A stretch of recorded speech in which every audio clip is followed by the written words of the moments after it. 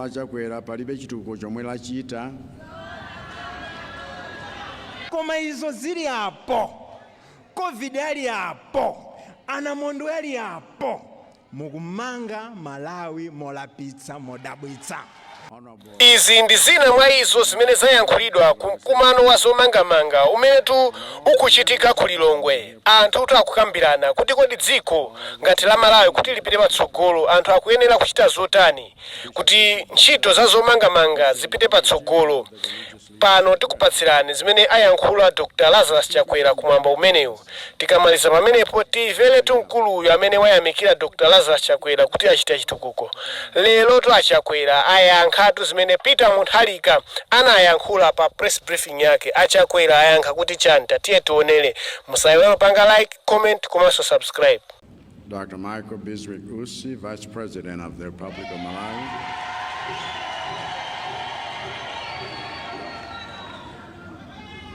Honorable Jacob Bahara, MP, Minister of Transport and Public Works. All the cabinet ministers and deputy ministers here present. Ms. Colleen Zamba, Secretary to the President and Cabinet, and all government officials here present.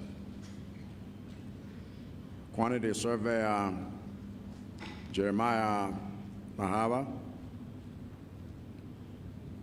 Chairperson of the National Construction Industry Council, NCIC, and all the board members, management and staff of NCIC here present. Your Excellencies, heads of mission and international organizations here present. Honorable Patrick Zebron Chirondola, Regional Chairman of the Malawi Congress Party for the Senate, and all regional members here present. Your Worship, Councillor Esther Sagawa, Mayor of the City of Lilongwe, and all councillors here present. Honorable Alfred Gia, Member of Parliament for Lilongwe City Senate, and all the members of Parliament here present. All the traditional leaders here present. Bishop Richard Banda, officiating clergy, and all the religious leaders here present. Distinguished invited guests, Amaindi Abambo. Mchaka cha 2020, inalonjeza kuti munthawi yomwe nditakutumikireni ngati presidenti, cholinga changa chidzakhala kumanga Malawi watsopano okomera tonse.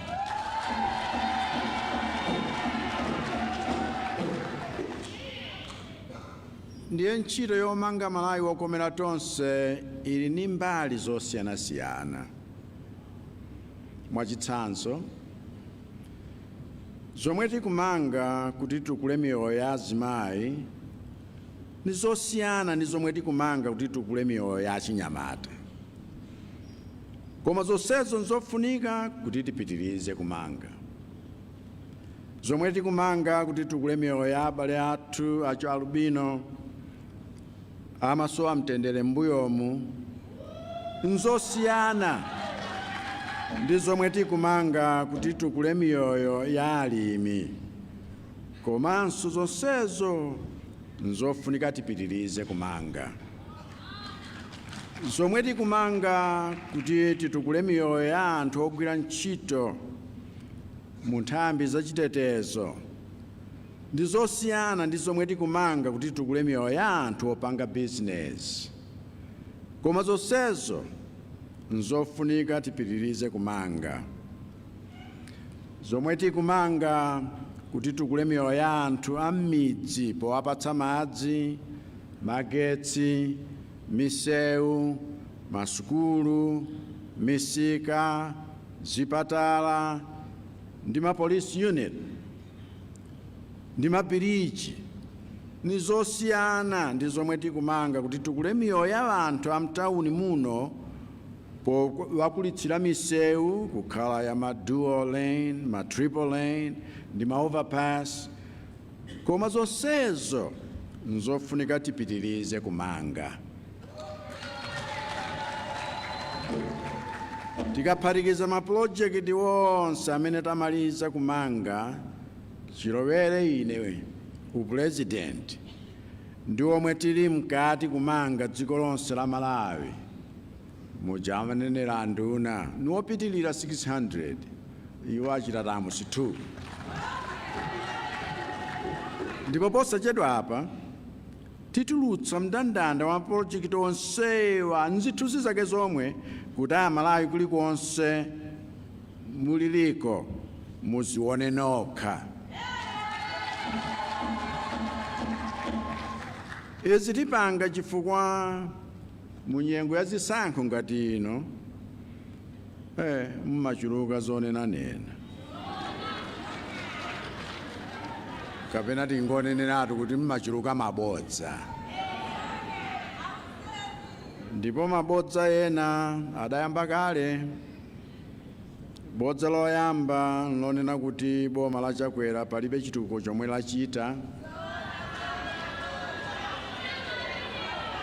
koma tikatulutsa chimndandanda cha mapulojekiti awa oposera 600 iwo ndiye kuti Satana amene akufalitsa bodza limenelo achita manyazi.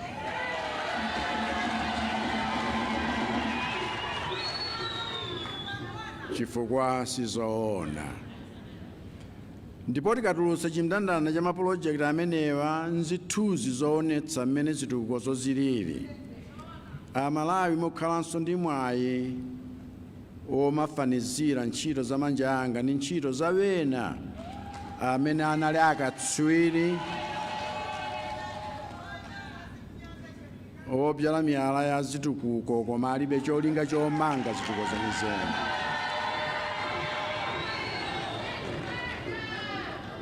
Bodza lachiwiri lomwe tikufuna tithetse m'Malawi muno ndi la amene akumanama kuti zitukuko zomwe likumanga boma langa anayambitsa ndi iwowo, ndipo ndiye boma langa silingaloze zitukuko zomwe lachita.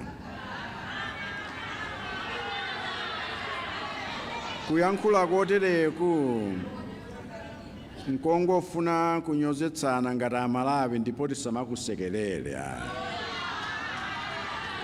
Ntchito yomanga chitukuko simamangidwa ni boma limodzi, chifukwa zoona zake nzoti boma lililonse limamanga mbali yake. Palibepo cha nzeru kumati Kuti ayi koma mwamangazo ndayamba ndine, end of quote. Chifukwa tikati titero ndiye tonse mdziko muno tikudziwa kuti zitukuko zonse adayambitsa mkamuzu. Ndiye kumbali yoyambitsa zitukuko angayankhule zambiri mkamuzuyo. Maboma wonse obwera mbuyo mwa kamuzu mbali yawo inali kupitiriza pamene kamuzu anasiya. Ndiye tisanyozane anthu oti tonse tikungogwira mbali yathu. Komanso mayi amwana sangamanyoze bambo ake amwana nkumati ngakhale mwanayo mwamgulira zovala koma palibe chomwe mwachita namsambitsa ndine. Uyankhula koteroko nkopasulana banja ndi kuononga ubale wa pakhomo.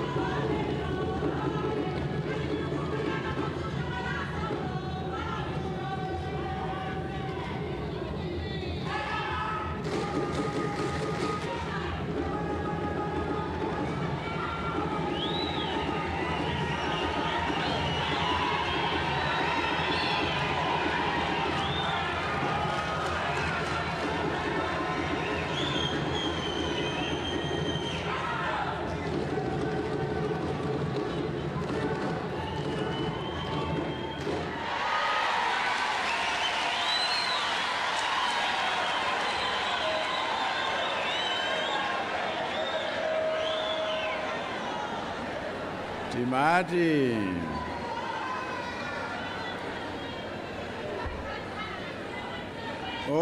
osamalankhula zomapasula nazo banja kuononga ubale wa pakhomo, wina akagula chovala, wina akasambitsa mwana, nkumanena kuti wina ndiye waposa mzake. Tizimverana komanso kupatsana ulemu.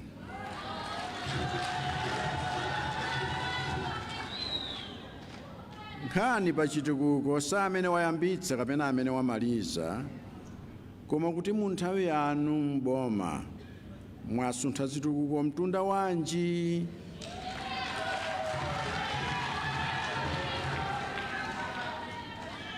Ndiye tikatulutsa chimndandanda cha mapolojekiti amene tapanga komanso omwe ali mkati, Amalawi ndi amene mutaweruze ngati mtunda omwe ife tasuntha zitukukozo mdziko muno mu zaka zinayi zapitazi uli waufupi kapena wautali.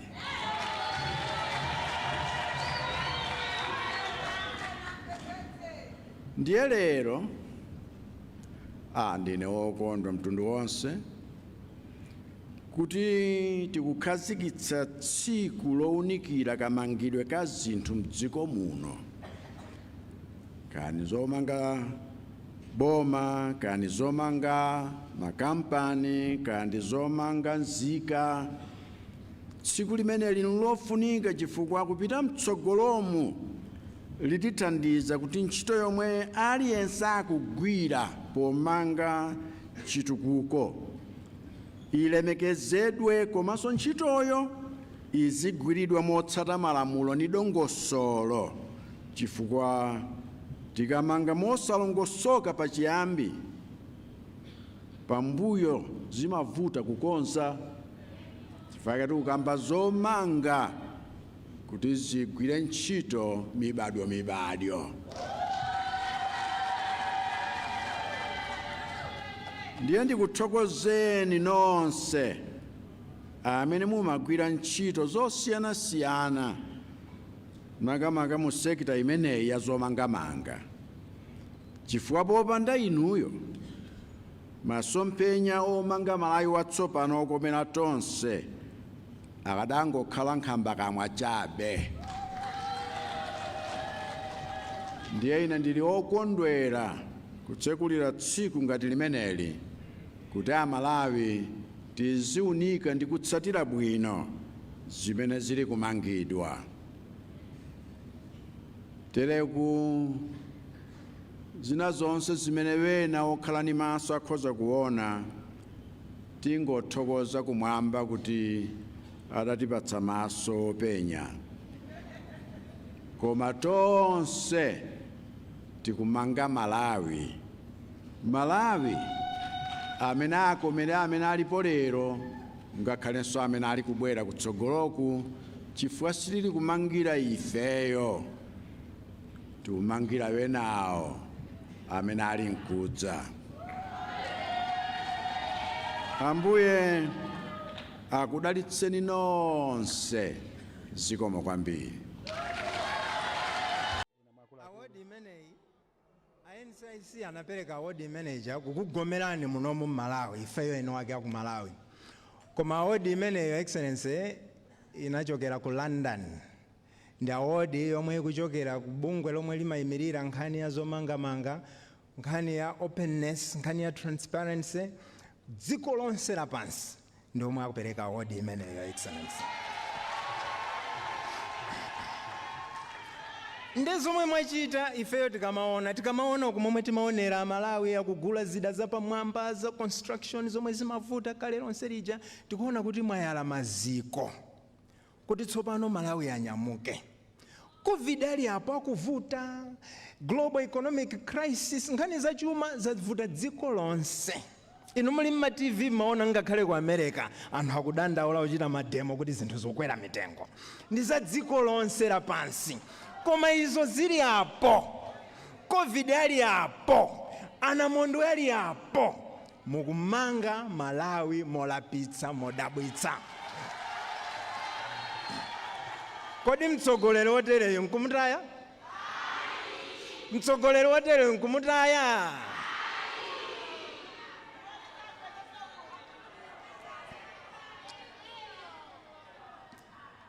Malo mwa unduna wanu, Your Excellency, omwe mkanthawi kano mudandisankha kuti ndiugwirizireko m'malo mwanu wa Transport and Public Works. Ineyo ndithu kuchokera pansi pa mtima panga mumve kuthokoza kwa paderadera chifukwa cha ntchito yomwe mukugwira ku nkhani ya zomangamanga. Mwayiphweketsa ntchito yathu ndiyophweka chifukwa cha utsogoleri wanu. Ndipo tikuyamika m'malo mwa anzanga onse omwe ali gawo limene lenkhani la zomangamanga. Tikuthokozani, Your Excellency. Ndipo ifeyo we are pledging support kuti tipitiriza kupanga zinthu zomwe inuyo mukufuna. Ndipo together we will build the Malawi for the generations that we all deserve. Your Excellency, it is now my humble honor to invite you to address us and officially launch the National Construction Day. Thank you very much. God bless you.